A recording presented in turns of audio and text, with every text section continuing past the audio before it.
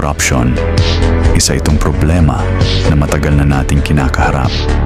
Ilang taon na natin itong nararanasan, ngunit hanggang ngayon ay patuloy pa rin itong nagiging problema sa ating bansa.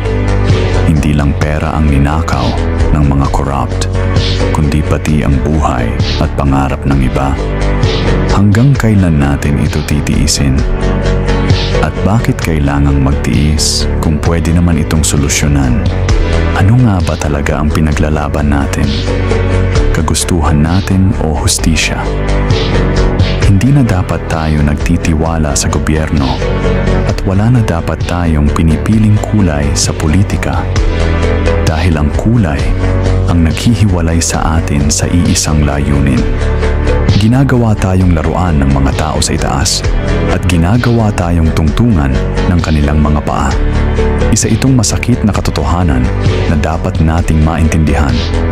Ang batas natin ay isang ilusyon dahil hindi ito umiiral. Kung umiiral man, isa lamang itong kasinungalingan. Lumaban tayo sa isip, sa salita at sa gawa.